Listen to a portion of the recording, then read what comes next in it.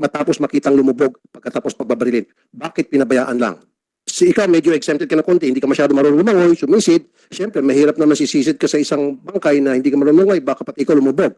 Okay. How about your people? Your Honor, wala pong nakita po kasi nung mga time na yon na lumubog po dun sa tubig. Wala nakita. So kung walang nakita na lumubog, dapat sumisid nga kayo. Hanapin nyo doon sa ilalim kung kinakailan kumuha kayo ng fragman. Kasi 3 to 4 hours ata nakalubog yon. Until na dumating yung si Uncle, na sumisid si Uncle at nakita ni Uncle. Your Honor, hinahanap naman po namin kasama si Captain De La Cruz po. No, ang sinasabi ko po sisid. Iba po yung sisid, iba po yung hinanap-hanap sa paligid. Dapat nakita nyo, tumalon sa ilog, pinagbabaril, hindi na lumutang, sinisid nyo dapat. Sabi mo, ikaw hindi ka masyado marunong maglangoy, yung mga tao hindi mo alam, pero dapat sumisid sila, hinanap. Which you didn't do for so many hours until dumating si Uncle for the end time. Why? Yun po, Your Honor, hindi iniisip po namin na kung baka po ito since bankero po, baka po nakatakas po o nakaalis po. Nakatakas, Alam ko 19 kayo nakapaligid, paano makatakas yun? Given the fact na pinagbabaril nyo, and then you should assume na tinamaan yun pag hindi na sumisid, pag hindi na umahon. 3 hours? Hindi umahon? Gusto po, Sir Idol. Yung Ma'am. asawa ko po pumunta po doon, yung nabalitaan niya po na nabaril po yung anak ko. Gusto po ng asawa ko na sisirin yung anak ko. Pinagbawalan po nila. Bawal po doon na pumunta doon sa pagbabaril sa anak ko. Pinagbawalan. Ilang oras po, Ma'am Reta, nung pumunta po yung mister niya, gusto siyang sisirin pero pinagbawalan sumisid. How long was it? Gaano katagal na po yun? Simula nung mahulog sa ilog o tumalon sa ilog yung anak nyo. Kasi po pumunta po yung kapitbahay namin na sinabi na nabaril po yung anak ko. Pumunta po agad yung asawa ko doon, tapos pinagbabawalan po sila. Mga ilang oras po, Ma'am? Ma'am Roda, ilang oras po sa inyong palagay? Ano po yung mga 2:30, siguro mga isang oras pa lang yung anak ko sa tubig. Mga 2:30 po. Yung po sinabi ng asawa ko. Tapos po pinagbabawalan sila na sisirin, baka daw nakalangoy daw yung anak ko. Baka po nag-aabang po sila doon sa may tulay. Doon po nila inaabangan yung anak ko na lumutang.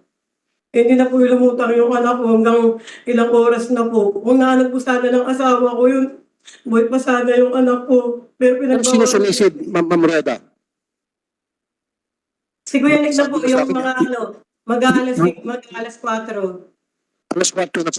Sino po yung sumisid, Ma'am Roda? Sino nakapag-ahon? Kasi nasabi niyo sa akin, maalala ko, correct me if I'm wrong, yung pong uncle. Apo, si Kuya Nick po. Si Kuya Nick ang nakapag-ahon. O, yan, maliwanag. So, Ma'am Roda, makabigay ka ng pangalan kung sino yung nagbawal sa asawa mo na sumisid, na hanapin yung kanyang anak. Sino po nagbawal? Kasi ganito po yun, yung mga baril po kasi nila nakatakip po sa mga pangalan nila eh. Hindi po makita ng asawa ko sa kanong mga anak ko kung sino yung mga pulis. So, anong suot ng pulis? Anong suot ng pulis? Mga Uniforme na blue o uniforme na itim? squad po. Ha? Squad po, SWAT. SWAT. Opo. So, kayo yun, De La Cruz, mga SWAT. Pinagbawalan ba ninyo na sumisid yung tatay, hanapin yung anak niya? Your Honor, umalis po kami doon sa lugar na yun, is 245.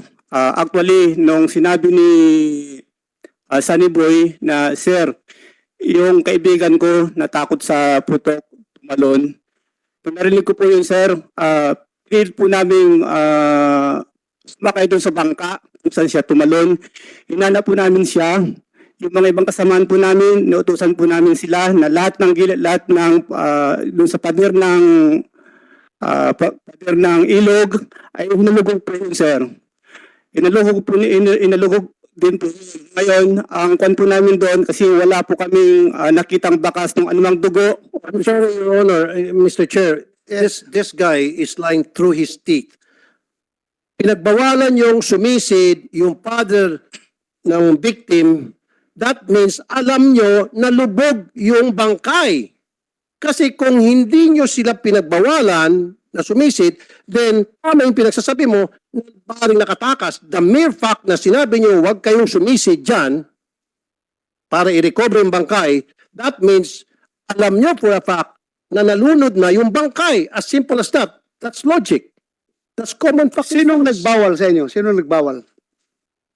Sinong nagbawal sa father na sumisid? Sir, kung nakausap man yung father niya, sir, hindi ko po alam, sir. Ang pagkakakuan ko po dyan, pagkatapos nung kahanap po namin kasi hindi po namin nakita si Jimboy, inipon ko po yung mga kasamahan ko po. Inipon ko po sila. Kaya nga, Mr. Chair, sana nung nakita nyo na lumundag, sabi nga niya ni Captain Carpio, tapos umalis ka kaagad? Hindi ka dapat umalis until na-retrieve nyo yung bangkay. You left, Mr. sabi mo, Chair. for 45. Yes, Mr. Chair. At saka one step backward po. Bukod sa magkaiba din yung kwento nyo, sabi nyo po, Captain Carpio, hindi nyo hinanap. Sinasabi nyo, Captain De La Cruz, hinanap nyo. One step backward. Di ba sa plano, yung IOP nyo, Intelligence Operation Plan, di ba sabi nyo kanina yung objective, arestuhin si Reynaldo Bolivar, tama? So nung binaril ng mga tao nyo, yung pinaghinalaan yung si Reynaldo Bolivar, lumundag o nahulog siya sa tubig at pinag-ulanan nyo ng bala, then hindi na siya umahon, di ba dapat hinanap nyo para masabi nyo kung mission accomplished o hindi na nakuha nyo yung Reynaldo Bolivar? Di ba sir, Captain Carpio? Yes po, ma'am. Ma'am, Bakit nyo po hindi ginawa? yun nga po, ma'am, hinanap po namin, pumunta po sa bangka, tapos pinlashlight din po yung paligid po nung ilog, at yung mga kalapit na bangka po, tinignan din po namin na baka mamaya nagtago lang po doon. So ngayon sir, sinasabi nyo, hinanap nyo. Pareho na ang kwento nyo ni Captain De La Cruz. Yes po, ma'am. Yun naman po yung sinabi ko po, ma'am, na hinanap naman po. Pero bakit pinagbawal? Sinasabi ni Miss Roda, pinagbawal yung asawa niya, yung ama mismo ng bata, na sumisid at hanapin din yung katawan ng anak nila.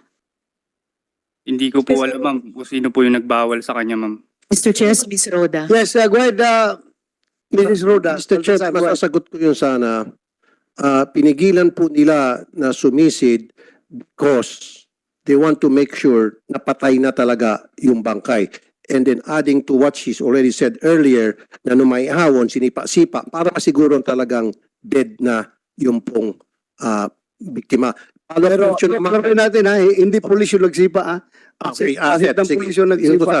Follow-up question, Mr. Chair. Yeah. Sino po yung mga sharpshooter dito? Ilan po ang sharpshooter sa mga pulis na nandito ngayon? Lahat man yan, marunong mag... Kasi, Mr. Chair, yes. ang tama lahat ay ulo.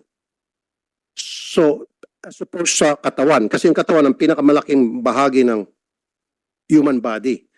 Ako po ay nagta-target shooting din. Pero bibihira po ako makatama sa ulo. Lalo pa sa may bandang ilong. Ang palagi kong tama pag ako, dibdib, puso. Pero ito sila, puro ulo ang tama. That means asintado yung mga namaril. Kasi ulo ang tama, talagang sinisigurong patay na. Kasi kung ang kanilang intention ay to disable only a suspect na para hindi makatakas, kung halimbawa yung nasa kukote nila, sana man lang sa paa. Pero bakit sa ulo? That means talagang the intention was to kill and kill and kill the victim. Mr. Chair, Yes, go ahead, Senator Risa. pati po ba, Captain Carpio, yung objective dun sa di umano aresto kay Reynaldo Bolivar, aresto ba ang pakay o mapatay din siya? Aresto po, ma'am. Kung ang nangyari ay nakapatay ng tao na later on sabi nyo mistaken identity, yun na nga, bakit hindi ka agad kinuha sa tubig? Doon po kasi sa autopsy report ni Dr. Fortune, posibleng buhay pa si Jemboy. bago dahil sa mga sugat niya, yung tama sa kanyang katawan at pagkalunod, ay tuluyan na siyang namatay. Bakit hindi po kaagad ni-recover, binigyan ng first aid, itinakbo sa ospital? Yun nga po ma'am, sa paglapit po namin dun po sa tinuturo ni Sunny Boy na pinagtalunan at sa bangka po at sa paligid din po ma'am dun sa ilog po, hinanap po namin. Wala po kaming, hindi po namin nakita yung katawan po ni Jun. So, Sir, hindi ka yes, Mr. nakonsensya? Chair. Hindi kayo nakonsensya na hindi nyo nakita yung tao na tumalon doon sa bangka? Baka nalunod yun? Hindi kayo nakonsensya? Excuse me Baka po. nalunod yun. Senator. Nag-effort na hanapin? Excuse me po, Senator. Yes. Di ba po sabi niya po kanina, gumamit po sila ng flashlight. Eh, ang araw-araw nga po noon 1:30 yung namatay yung anak ko. Tapos, halimbawa, kung 2:30 nila hinanap, bakit kailangan pa nilang gumamit ng flashlight? Ba't malabo pa po ba yung mata nila? Kailangan nilang gumamit ng flashlight? Ayun po yung The mere fact, no, Ms.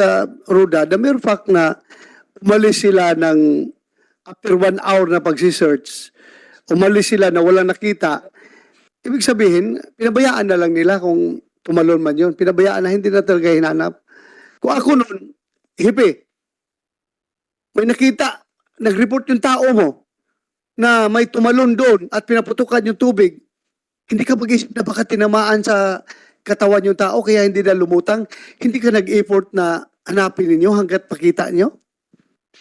Your Honor, 1 p.m. po nangyari yung putukan at wala pong sinabi sa akin na may follow-up operation o nangyaring putukan. Nalaman ko na lang po, Your Honor, 4 p.m. na. Inila sa akin. Hindi mo alam na may lakad yung mga tao mo? Hindi po, Your Honor. Wala pong nag-report sa akin, pati po yung team leader, Your Honor. 4 Mr. p.m. Chair. Kanya-kanyang lakad na lang? Yun ang lumabas, Your Honor. Mr. Chair, Yes. hindi po ba Mr. Chair, Colonel Umipig, dapat bago bawat operasyon, may IOP, may Intelligence Operation Plan? Nagkaroon po ba ng IOP o plano sa operasyong ito laban daw kay Reynaldo Bolivar? Your Honor, Mr. Chair, si Captain Carpio lang po ang nag-decide at nagbuo ng team na mag-ooperate, Your Honor. Mr. Chair, Okay. Captain Sandali ha, Yes, sandali. Mr. Chair. Anong posisyon ni Captain Carpio? Substation Commander, Your Honor. Okay, substation commander. Pero wala siyang report na binibigay sa iyo na sir, nagkaputukan dito na wala yung sinanap na may suspect. Wala po, Your Honor. Pati po yung resulta ng operation nila na may pinutukan sa tubig, wala po siyang ni-report sa akin, Your Honor. So Mr. Carpio, bakit kinarga mo na lahat ng ayaw mong i-report sa boss mo? Pero, sir, prior po sa operation, nakapag-inform lang po ako sa aming gagawin pong follow-up operation sa Assistant Chief of Police for operation po namin. Mr. Chair. Yes, go ahead, go ahead. At Mr. Chair, Captain Carpio, bago pa yung report, yung plano, may IOP ba? Iba sa PNP dapat may plano bago ang isang operasyon at may intel. Meron po ba kayong IOP o plano bago itong operasyon laban daw kay Reynaldo Bolivar? Yes po ma'am, nag-briefing po kami bago pong pag-aresto po. Oo nga, sinabi ni General Gapas, may briefing kayong kinonduct ng August 3 hindi ko nakuha yung oras pero nag-conduct kayo ng planning and pre-operation briefing. May intel po ba na pumasok dun sa briefing na yon o sa planong iyon? Yes po ma'am. And may nakuha ba kayong operational clearance para gawin yung IOP o plano na yan? Yung clearance naman, Senator Risa, Yes, Mr. Chair. nasa discretion na niya kasi siya man ang area commander doon. So kung maglalakad sila, kanya na yan. Decision na yan. Calling the shots siya doon as a substation commander ka? Yes po sir. So, ibig sabihin po, Mr. Chair, Captain Carpio, kayo yung nagbuo ng plano, yung IOP, kayo na rin po nagbigay ng clearance para gawin yung plano. Tama po ba?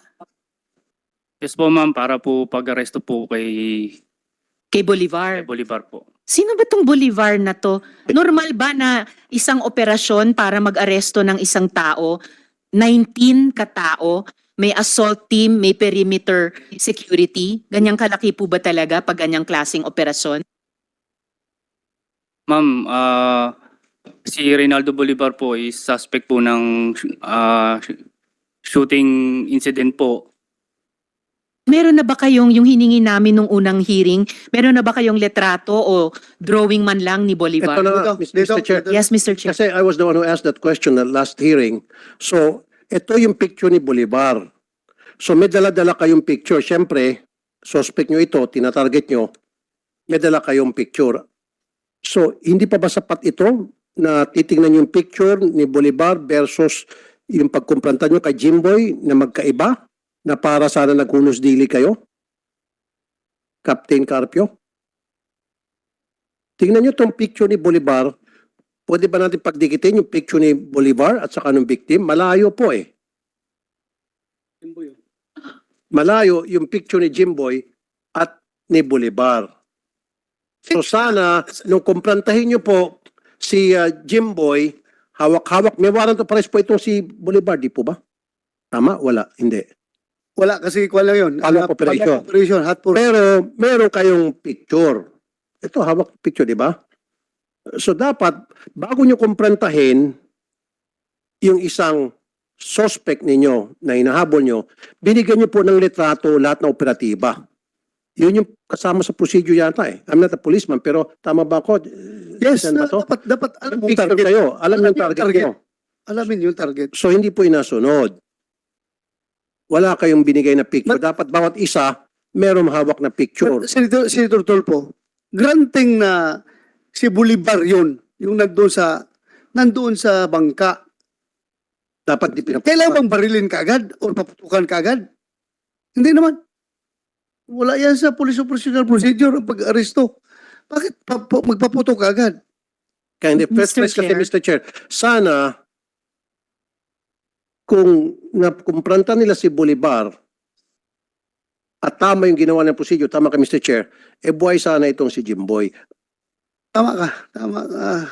Mr. Chair. Yes, go ahead, Senator Risa. Ano po bang steps ang ginawa nyo nung assault team ninyo? Halimbawa, yung unang 6 na lumapit.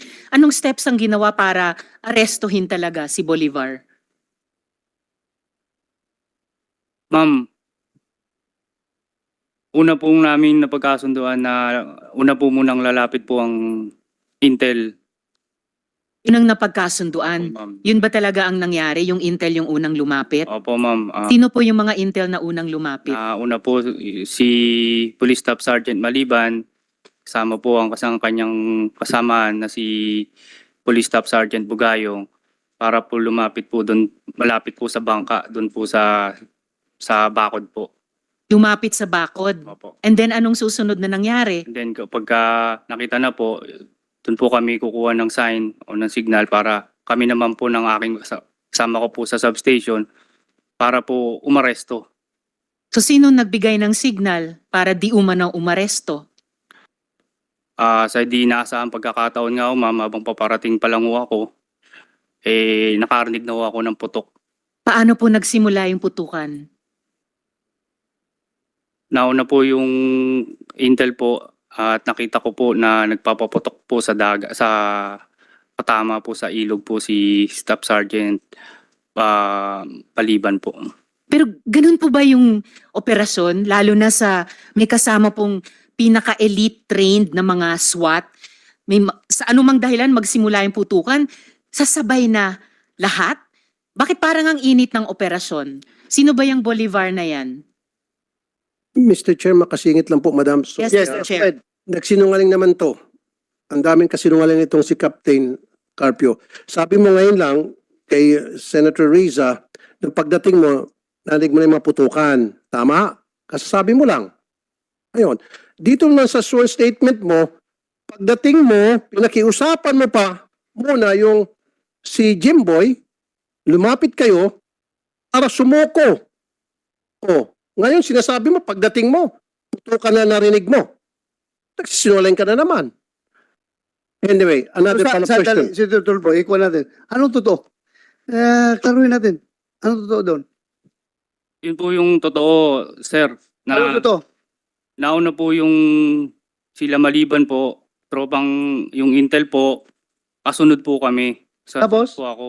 Tapos, habang papasunod po ako, habang sila nandun na sa may malapit sa bangka sa simento, nakarinig na po kami ng putok po. So, paano yung sinabi ni Senator Tulfo na nasa pinabit mo na sinabi mong kinausap mong sumuko? Your Honor, After the putok na yun o before the putok? after po naputok na po, Your Honor, kasi po, After the putok? So, lubog na sa ilog, tapos sinabi mo, sumuka ka na. Your Honor, yun nga po ang gusto ko pong iklaro. Ang nakita ko po na nasa bangka po, na pinapasuko po, si Sunny Boy po. Okay nga, so ibig sabihin, contrary doon sa Ay, sinabi mo kay Senator Risa, na pagdating mo nagpuputukan na. So ibig sabihin, dumating kayo na hindi pa nagpuputukan at pinasusuko niyo yung tao, yung victim, at nung nagulat sa inyo, lumundag, pinagbabaril nyo. Now, matanong ko lang, mabilisan lang ito. So, sumuko at lumundag. I mean, pinag-usapan yung sumuko at lumundag si Jimboy. Yun sabi nyo, yung pinakalitis na, lumundag. Tama? Pinasusuko mo at hindi sumuko, kunyari lang, sasangayon ako for the sake of argument. Granting na tama yung sinasabi mo ngayon. Lumundag si Jimboy. O, pagdating mo, Si Sunny Boy ang nandun, pinag-usapan na okay, so may bagong statement ngayon. Pinag-usapan, putok, lumundag. So, therefore, bakit niyo po pinapaparafin test si Jimboy? Sir, Nalalandag nga. hindi Diba? ko po, wala po akong instruction na ganun, sir. Sino ang nag-order na iparafin test si Jimboy? Sino? Pinarafin test niyo si Jimboy. Pero yung mga kabaro ninyo, yung mga nagpaputok, hindi niyo pinaparafin test. Yun ang po pakisagot. Sino po may utos na iparafin test yung biktima? Captain Tipasi. Meron ka sagot dyan? Sir, Medyo morning po Tipasi. ulit. Yung pagparapin po sir sa victim is a part po ng procedure po sa crime scene processing po. Dahil ang victim po ay naabutan po ng ating tropa doon po sa crime scene. So allegedly po, ang based on the information po na binigay ng ating po mga IOC, na ito po ay involved sa shooting incident, itong insidente po. No, sir. I have to cut you off. Ganito sa mga sinungaling. No. Alam ng mga pulis ninyo na walang baril yun at hindi nagpaputok yun, hindi na siya nagkaroon ng pagkakataon na lumaban dahil nga wala siyang baril at lumundag na nga lang dahil base sa mga statement nyo dito pa ulit-ulit. So, alam nyo na wala siyang baril, alam nyo na hindi siya nagpaputok, bakit nyo po pinaparafin test pa rin siya? At bakit yung mga tauhan ninyo hindi nyo pinaparafin test? Pakisagot lang po ng diretso, wala nang paligoy-ligoy. Sir, una po, protocol po yan sir sa amin sa pag involved ng mga ganong insidente, even the victim po sir ay pinaparapin po. Okay, sige. Ang alam mo po, hindi po namin naparapin yung mga pulis dahil hindi po namin sila sa custody. We base lang po sa request kung paparapin po yung mga pulis or not. Yun lang po ang No, trabaho po. I was informed, hindi po sila pinaparafin test dahil tumanggi sila.